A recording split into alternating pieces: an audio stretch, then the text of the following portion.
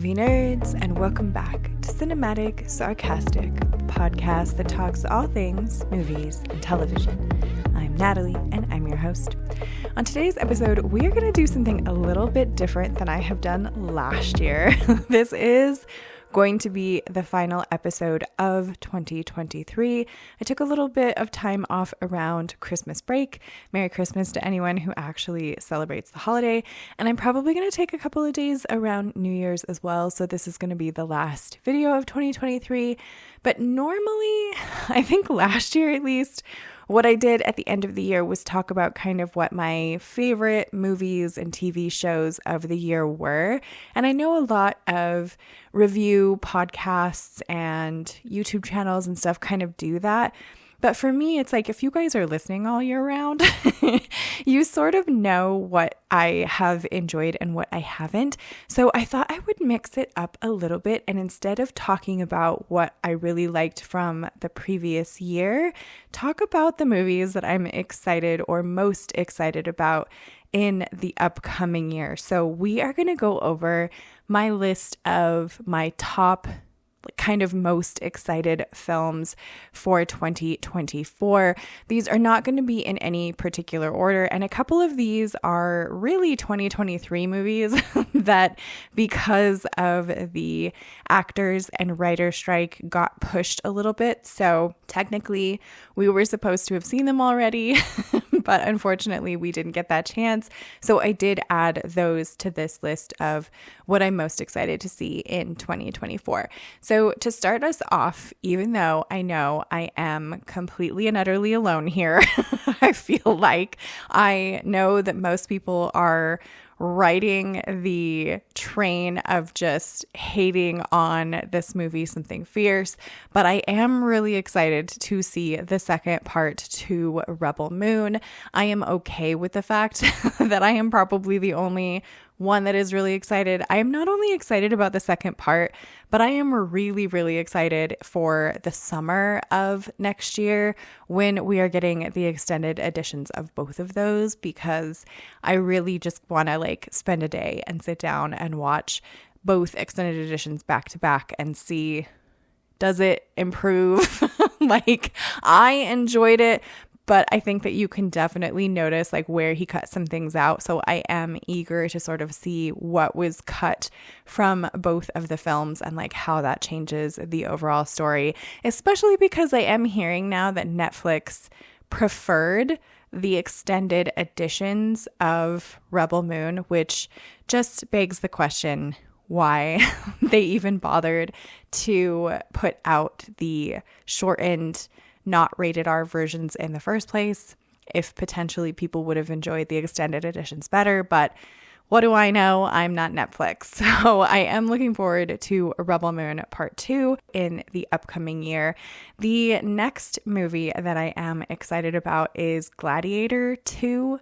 And this one has every potential of being just a raging dumpster fire. Now, this one does have Ridley Scott coming back to direct once again, but I don't know. I mean, Ridley Scott, the last couple of movies that he's done haven't necessarily been my favorites. So I have faith. I have all of the faith in him. I know that Djimon Hounsou is also coming back for this one. So I am just excited to kind of watch it and see if the second one does it justice, or if this is just another kind of money grab sequel that we've seen a lot of in 2023. The next movie that I am really excited to see is going to be sort of similar to Rebel Moon. I am really anxious to see Dune Part 2. This one was supposed to come out in 2023, but because of the strikes, they did push it. So I am really excited to kind of see the second half. I really liked the first, so I have no doubt that the second part is going to be equally as good. And I would love to, at some point, be able to sit down and watch the first one and second one back to back, just to kind of see it as a whole, because I know that the first one just sort of leaves on kind of a cliffhanger and leaves you in kind of dead air. And I am kind of curious to see if after the second one comes out, I have heard they intend to do more of them. Like I have heard kind of rumors that they're going to do like Dune Messiah and some more of Herbert's works. So I am curious to kind of see what comes out of that. And fourth up on my list would be Furiosa. I was on the fence about Furiosa just in like the Mad Max realm because I really, really liked Charlize Theron's portrayal of Furiosa in the Mad Max film, and I was not at all a fan of them recasting her for this upcoming film.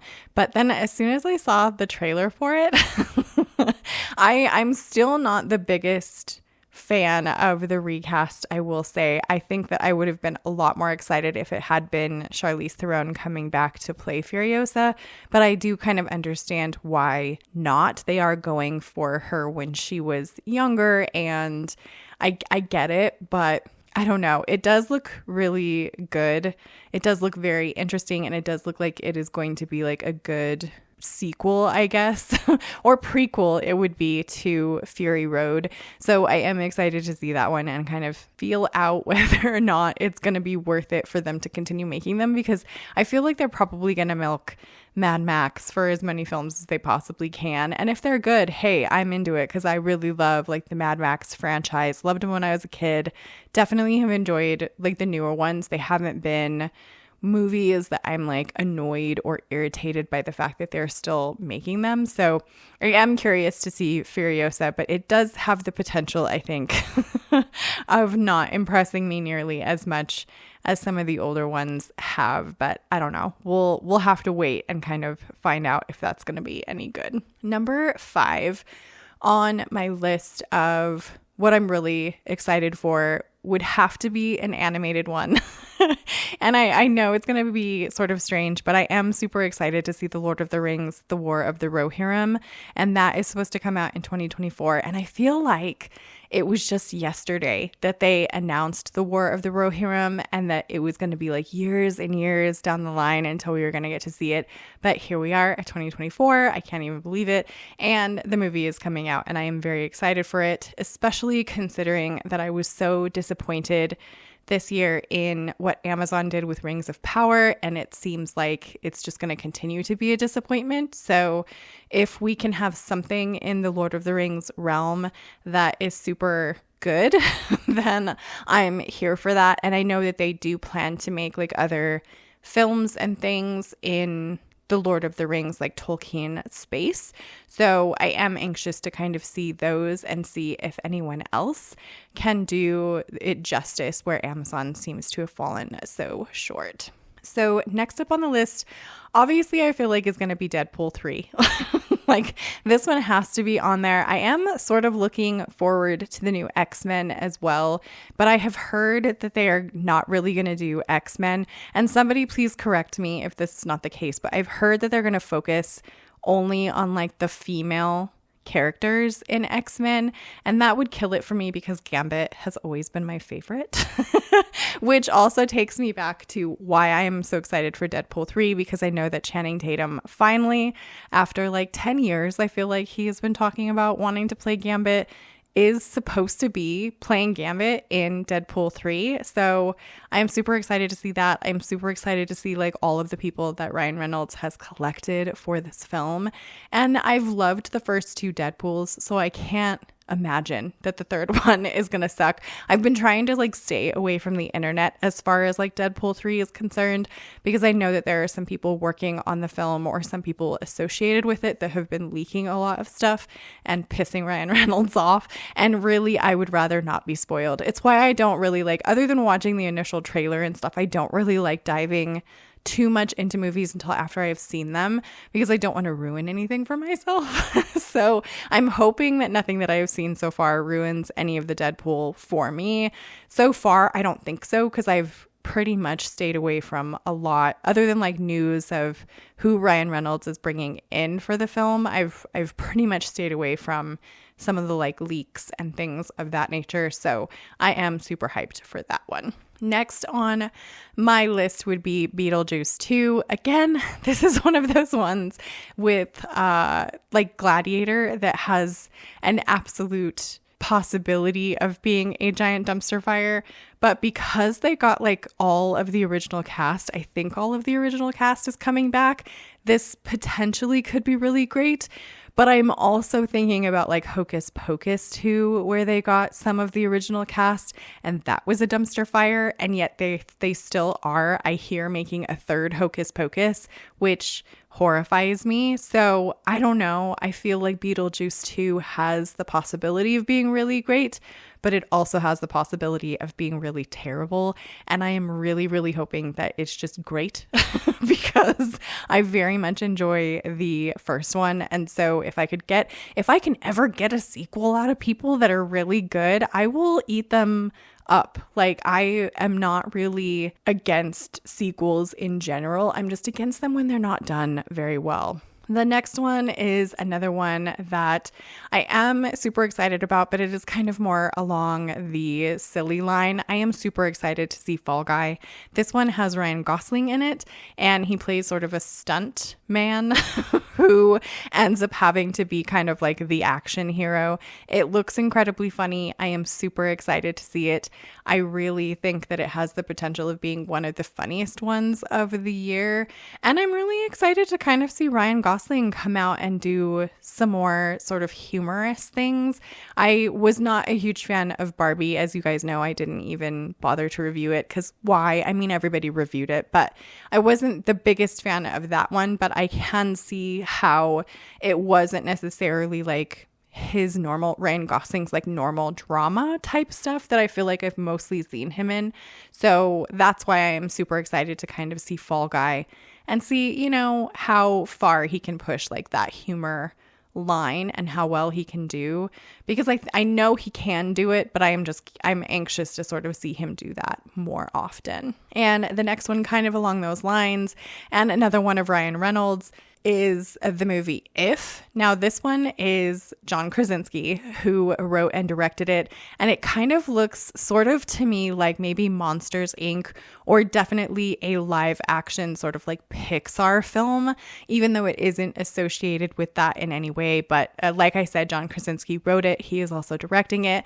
It is starring Ryan Reynolds, and it is about imaginary friends, hence the name If. And I am super excited for this one because really deep down, I am just a 4-year-old and I really enjoy like silly, goofy movies. I very much love the darker sort of Game of Thrones, everybody dies kind of stuff. But I definitely really enjoy sort of balancing that out with a lot more fun and like humorous stuff. I mean, one of my all-time favorite movies is Emperor's New Groove, you guys. Like, it lives rent-free in my brain forever. So anything that has like imaginary friends and stuff, I'm hoping it will be really good because I will watch that on repeat forever. And I feel like John Krasinski and Ryan Reynolds like teaming up to do a film is basically my like dream come true. So I'm very excited to see that one. The next one is also associated with John Krasinski. I don't know how much of a hand he is going to have in this one, but it is A Quiet Place Day 1. And I know that John Krasinski like wrote and directed the first 2 films, and that we are going to get a third film like in the franchise outside of Day 1 that is coming out.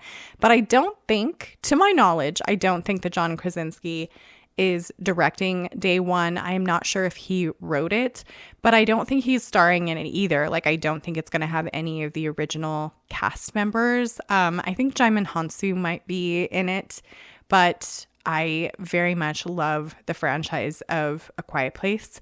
They're some of my favorite and probably some of my only like newer kind of thriller horror movies that not only can I sit through, but that I enjoy immensely. They scare the absolute death out of me. I think A Quiet Place, when I went and saw it in the theaters when it first came out, was the only movie that like I couldn't even eat my popcorn because I was physically afraid to make noise. And that tells you a lot about that movie. And I really liked the sequel. I'm very much looking forward to like the prequel of it, and very much looking forward to the third one whenever that one comes out.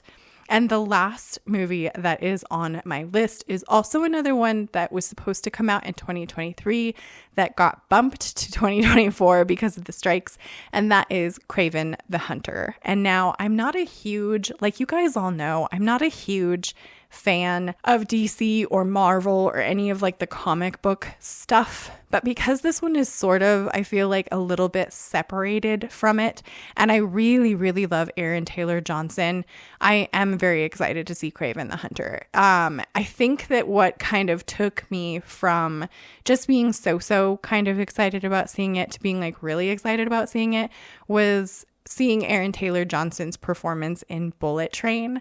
And he, I feel like, stole the show and almost was potentially better than Brad Pitt in that movie. Like, I really loved Bullet Train, but Aaron Taylor Johnson and just like the duo, you know, of the two characters together really kind of kicked it up a notch, and I very much loved it. So to see him kind of do another film on his own and something a little bit more serious in that sort of comic book realm. Not that comic books are like more serious, because I feel like they've gotten a bit silly recently, but potentially this one has the potential of being like on the more serious side, more like the original ones, a little bit more action packed. I am excited to see that and just sort of see if they can bring that enjoyment of those movies back the way that I felt about them when like Iron Man came out and those first sort of phase 1 movies came out. I'm hoping that Kraven the Hunter can kind of reignite that joy for me. So those are going to be really my top most exciting films that I am looking forward to in 2024. This is by no means like an extensive list. Like I said, these are just my top ones. There are a lot more movies coming out next year that I feel like hopefully 2024 will not be the dry, barren, horrible land in terms of movies that it has been in 2023. So let me know what you guys are the most excited to see in 2024. Subscribe if you want to join the Movie Nerd family, and I hope to see you in the next episode.